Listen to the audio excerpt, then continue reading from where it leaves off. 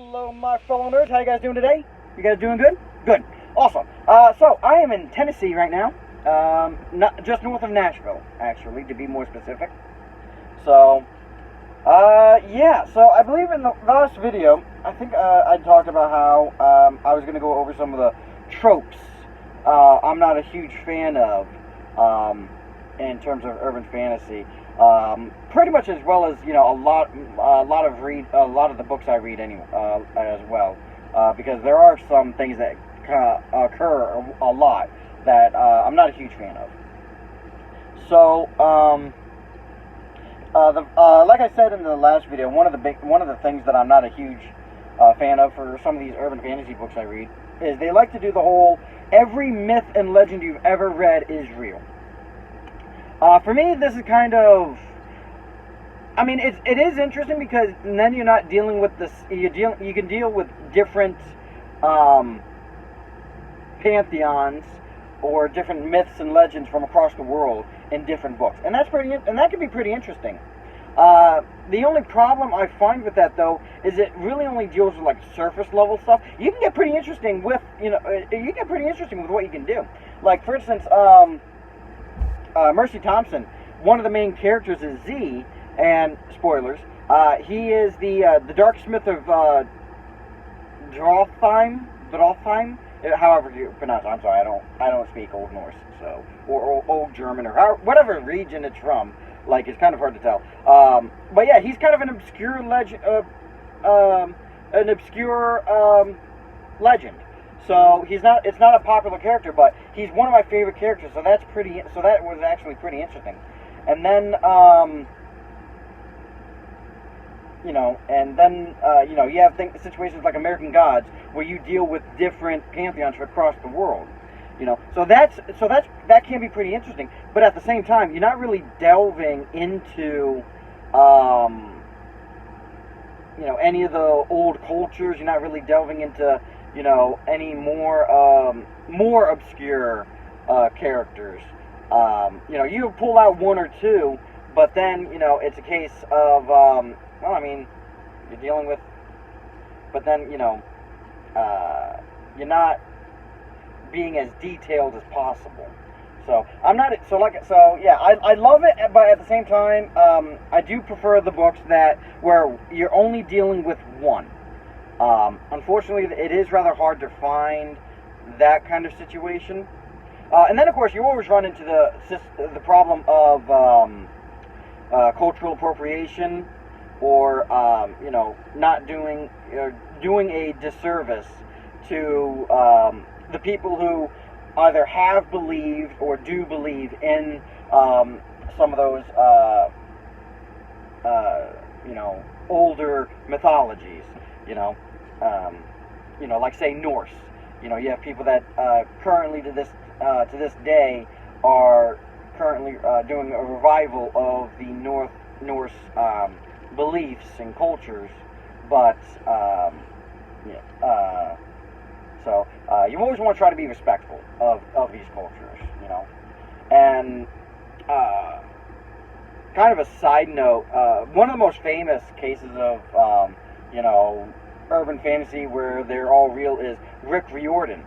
For his Percy Jackson series, his Magnus Bane series, his Kane Chronicles. They dealt with Greek, Norse, and Egyptian respectively. And, he introduced all the gods, but unfortunately, I know that it's kind of like a younger adult, or even like older children's series. So I understand like why he kind of did it this way, but at the same time, he made the gods like really pathetic, like, in my opinion. Like, I couldn't really take any of the deities seriously, or even like some of the monsters. Like, it was really hard to take some of them seriously because he kind of made them parodies of themselves. One of the best writers that I've read personally is James Lovegood. I read his, he doesn't do a series, although it is technically a series, but they're all disjointed. He does like Age of this series, like he did Age of Raw, where the Egyptian pantheon took over the world. And they actually admitted that they killed every other religious deity and figure in order to do so. So they were the only ones left. And that was actually really interesting. And it really seems like he tried to dive deep into the mythology to try to be as accurate as possible in the modern day. So it was a really good read and really fascinating. I also did the Age of Voodoo, which honestly, voodoo does not get the love it deserves. And I'm not like saying, and I'm not trying to say I'm a voodoo supporter, although I kind of am. I believe people are allowed their religions, but I'm just it's usually portrayed as kind of like the evil religion, or it doesn't really get as much attention as it deserves. I mean, millions of people follow it, practice it. So I mean, I really think that it could really deserve a good representation in media, which is why they should do a Shadow Man movie based on the comic book series. I think that would be very interesting. That has very strong roots to voodoo. And let's see, what else? What other? Okay, so kind of going away from that. This is supposed to be a video about the tropes I don't like. Love triangles. I'm not a big fan of love triangles because a lot of times what will end up happening is, even though a lot of the books I read are from the perspective of the main character, we see them doing things that's like, why is this guy a contender? They're assholes. And it's usually like one girl, two guys. That's usually the case. But I haven't really. But then again, most of the books I read are from the perspective of has a main female lead. So that's kind of a given. But I'm not a big fan of the love triangle. Because usually you can see who she's going to end up with. So it's not really. So there's not really a case of a surprise there. And it's also unnecessary drama. Another trope that I'm not a big fan of. I believe I mentioned this in one of the previous Harry Dresden. I think it was the second. It was the second Harry Dresden one. I actually finished the third, so that will be the next video. I'll talk about the third book. But where they do, okay, we have this problem. We're going to try to solve this problem. Problem B comes up. And problem B is in connection with problem A, but you got to solve problem B in order to get to fix problem A. And then when you're trying to fix problem B, problem C pops up. So now you got to fix problem C, then B, then A, in order to fix problem A. So it's just a case of domino of problems, and they're constantly shoving more problems in.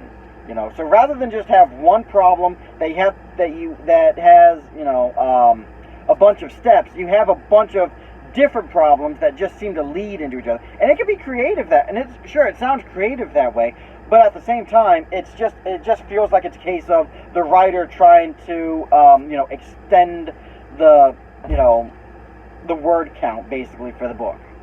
And and sometimes it's kind of like, oh my god, really, another problem, imagine that. So not a big fan of it. Let's see, what other like, I know, this is the biggest problem with fucking not having a script. Like, I don't really think these things through before I begin, Another problem another tropey problem that I'm not a huge fan of would have to be, I actually just had one in my head. It literally popped in my head as I was talking about the previous problem, and now I can't think of what the hell it is. It's the problem of the main character, and I've noticed this in the Dresden Files. It's one of the problems I have with this series is them not figuring things, them being only figuring things out as shit's going down. As the crap is hitting the fan, that's when they kind of figure out, oh, this is the person behind it, and this is why. So, and it's kind of like, you didn't see that? Like, I'm going from your perspective here, and I was kind of able to piece that together like two chapters ago. So, that's a problem that I have, and this is kind of a problem. The problem with the Dresden Files. What's his name? The author, I can't think of his name for some reason. He seems to love to do this, and he's constantly trying to make it seem as if, Harry is always tired, too exhausted to be able to kind of figure it out himself. So he just never gives him a break in order to be able to rest and actually sit back and think about things. So it just seems like it's a recurring theme in these books.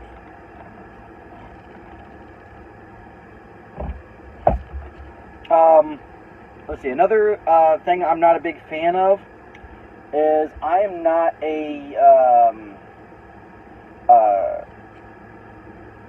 well, I already said I'm not a big fan of big time jumps. Because I believe I mentioned this in once again in a previous, I think it was, the second Harry Dresden novel, where some authors will just throw a new character into the mix, and you're supposed to know who it is. Like I said in the Circus Stackhouse, in the other Harry Dresden file, this is something that the Southern Vampire Mysteries did. They were constantly doing that, where they would throw, they would introduce these characters in like novellas or short stories that occurred between books. So, I'm not really a big fan of that, and also another thing, I'm not a big fan of like tie-in media as well, in order to really understand what's going on in the books. I understand that it's a great way of getting people to pay more money, but that being said, it's really just it's really kind of like greed based for the author, Let's see, one or two more. I am not a big fan of. Not a big fan of. I was about to say vampires, but I was like, that's not really a trope.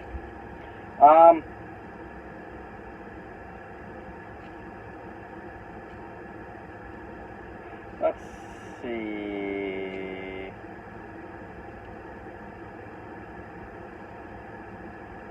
I'm not a big fan of the thing of, well, this is probably going to be the last one because we're at 13 minutes already. So last one. I'm not a big fan of the problem could have been solved if they had just stopped and talked for 30 seconds. Like, and this is kind of a big thing, and once again, this is another thing that the Dresden Files is doing that really just kind of makes me want to beat my head against the fucking door of my truck. Because once again, this happened in this third book of the Dresden Files, and it's a case of Harry could have figured it out faster if people had actually gave him one bit of information that I don't know why they didn't fucking say anything. It makes no sense. Why did they not say anything? Like, they could have just said something, and honestly, it would not have gotten them in trouble. It wouldn't have affected them at all, or really anything. The only thing it would have affected is Harry could have figured out one bit of information that was kind of important before all this. So it's just really stupid, and it's a case of, and I'm not saying that this is like and this can be a trope that can be used effectively, mostly for comedy.